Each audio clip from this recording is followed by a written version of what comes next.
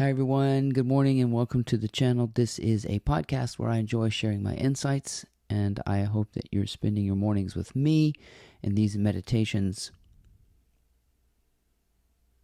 And today I want to talk about will.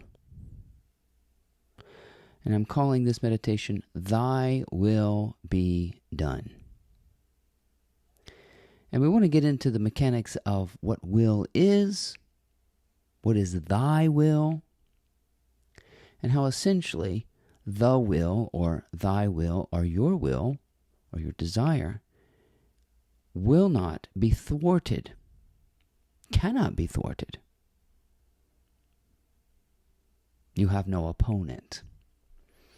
So we'll get into how you might come to something like this, and how your desire is being served no matter how hard you try to sabotage yourself.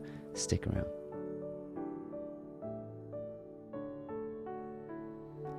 You get to a point in your life, hopefully soon,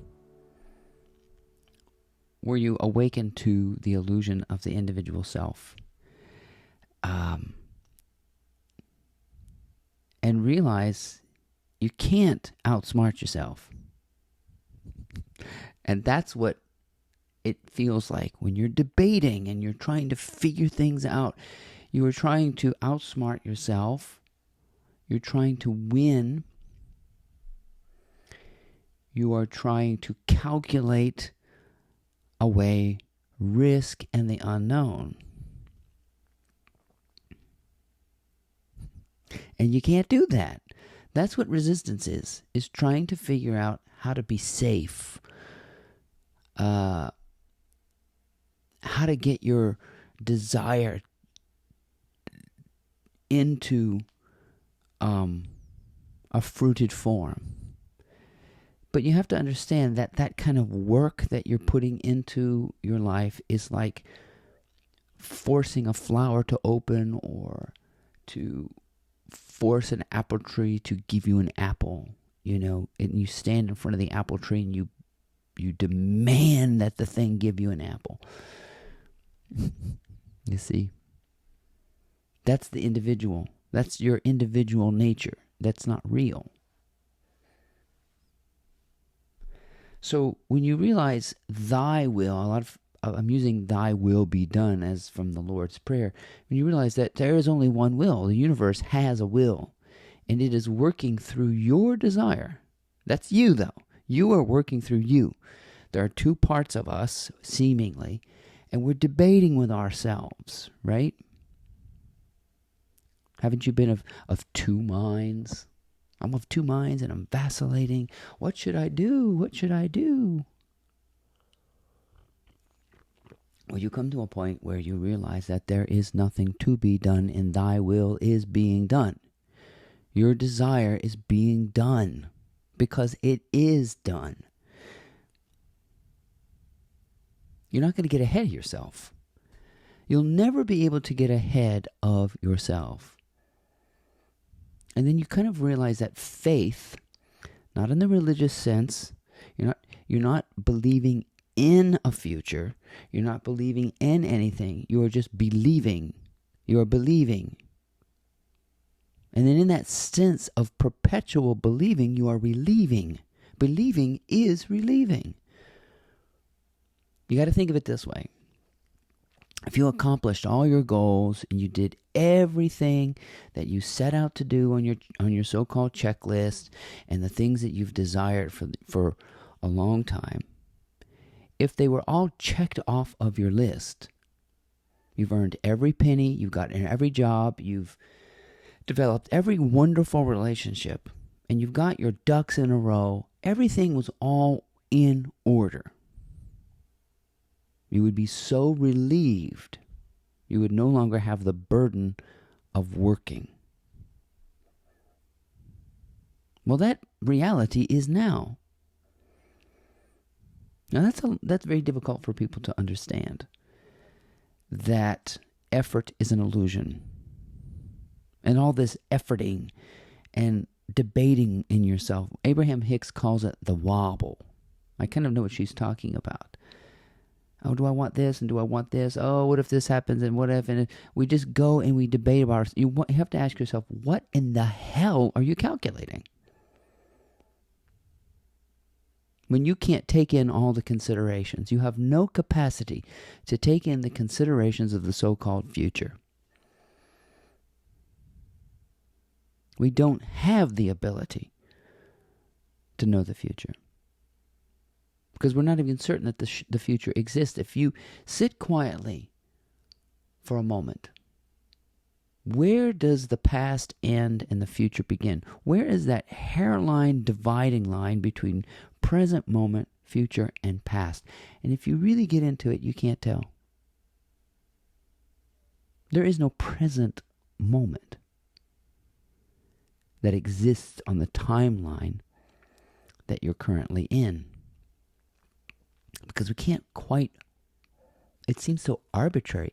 It feels like you're sitting in a car and you can see where you're headed. You can turn your head and see where you've come from, but you can't tell the difference. Where exactly are you in the middle of it? Well, you disappear. There's no difference. You see? And arbitration is really what this is about. You're trying to debate and be the great judge and arbitrator of what's right and what's wrong and what you're going to do. How does somebody who's basically invisible do this without an arbitrary line of judgment that makes no sense? You don't know enough to have a will of your own. You don't know enough to have a will of your own. You don't know enough to be able to make a judgment of your own. Like this shouldn't be happening. Or to judge something at all. You don't know enough of the totality of possibilities to take in any kind of decision making. A lot of people don't understand how freeing something like that is. That as the individual, you simply cannot affect what is being done, and that is done already. If you're going to work from the desired outcome, as Neville Goddard, and you must look at all outcomes of your life, every single one of them. Not just the specific one you're facing. If you're facing some kind of challenge or difficult decision, why not conquer them all? And do what Jesus did and overcome the entire thing. And be in that state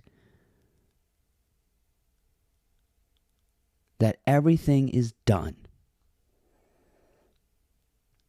It is finished. This is the seventh day of creation that we think, which I think highlights the creative process. That's all. The shit you go through in your brain, that's what the story of Genesis is. Clarifying the inward vision, and by the seventh day, you're clear. Okay, it's clear that your desire is always being served. Now I rest on the seventh day. I let these things be birthed through me. I get out of the way. And the more I get out of the way, I become the way. Do you have to realize what part of you is in the way, but not really, because thy will is always being done? It's futile to think that you can obstruct justice, that you could obstruct your own desire, that you could obstruct the will of the universe, that you can stand in the way of what is essentially unstoppable, unflappable, and unchangeable. Your will is that. That's aligning with your, what you might call your higher self or whatever.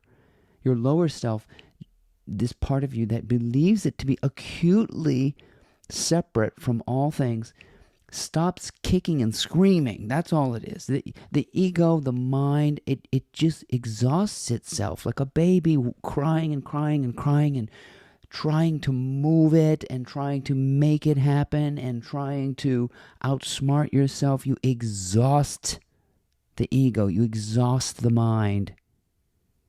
That's what surrender is. You come to a point where you've ground down yourself so much that you have no other option but to trust. You've always been trusting anyway, you see. You can't make the ego stop kicking and screaming. This is a process of natural spontaneity too.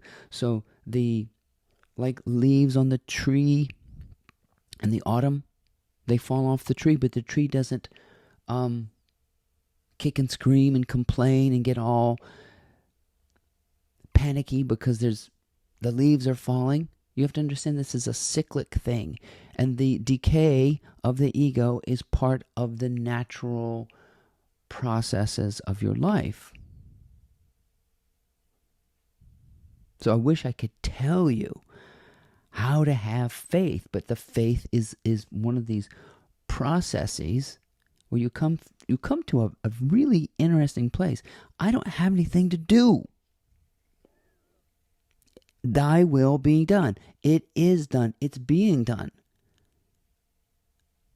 So you must imagine that this is the last moment and the first moment all together, because last and first, another one of those blurry lines. We just don't know.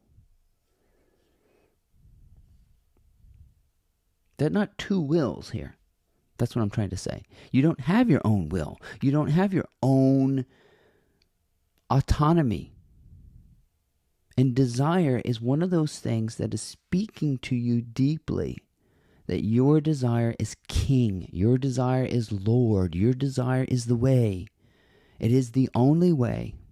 And your desire is being served even if you're scared to death. Whatever it is done. It is finished. It's not like God was, sitting on a cloud, scratching his belly, thinking, I think I'll go make me a world. And he toiled and he labored and he sweated and created the world. And on the seventh day was like, oh man, that was a lot of work. That's not how this is done. That's not how it's done. The universe cannot be obstructed. Why would the universe be obstructed by a single individual? The funny part of it is that we think we're affecting change. We think we're doing something. But our effort is just like a small child sitting in the back seat of his mother's car with a plastic steering wheel. And you are clutching to a plastic steering wheel when you grind your brain down. The good news is you can receive your desire as soon as you are aware of it. Despite what it looks like. It has nothing to do with what it looks like. It's the inward vision that's being done. And the inward vision is being done without obstruction. It just looks like your conditions are mountainous. But you have no choice but to move that mountain. That thing that seems to be in the way is not in the way. All obstacles are illusions, and all resistance is futile.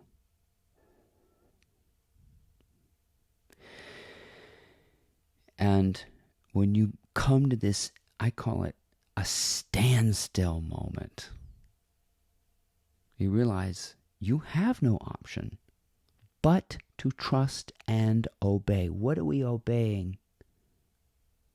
We are surrendering to that which is done already. Go to the end and stay there. It's all done. We're not going one goal after the next. It's a perpetual state of belief and a perpetual state of relief and a perpetual state of faith, a perpetual state of light, a perpetual state of hope. For what?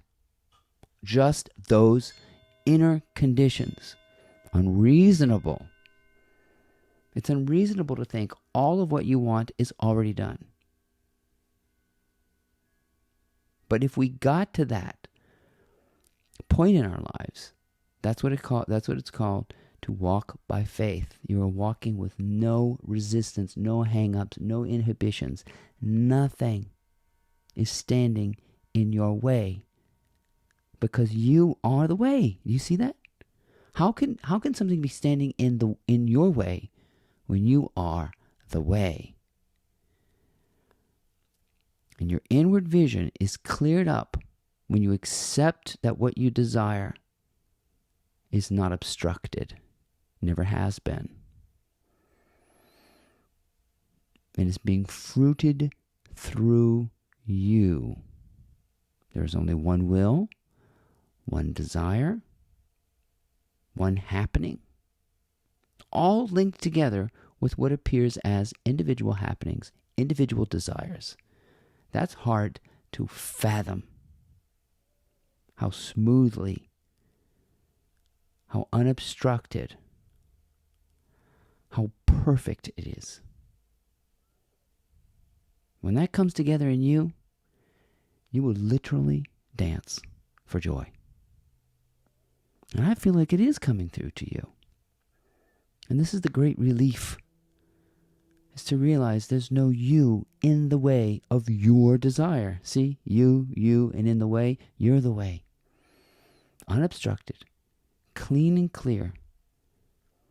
There's nothing you have to do.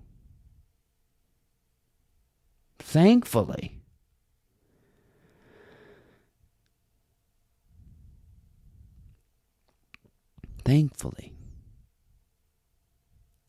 And the most productive people are the ones who do not toil. Because we live in this great paradox that the more you toil, the more you labor, the less productive you seem to be. But that's all bullshit. It's being done.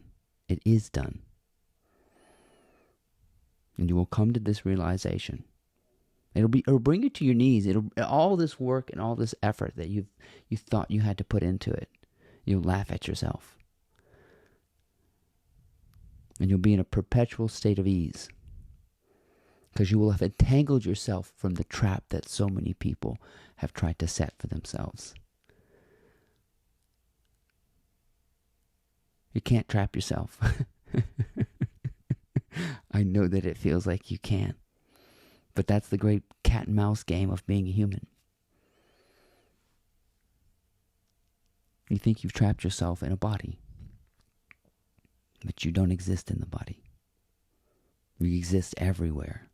Even in non-existence, you exist. So how could you possibly get ahead of yourself or outsmart yourself or trap yourself or be stuck? When you realize what thy will is, it's unchangeable. That's reality. Unchangeable. Unobstructed.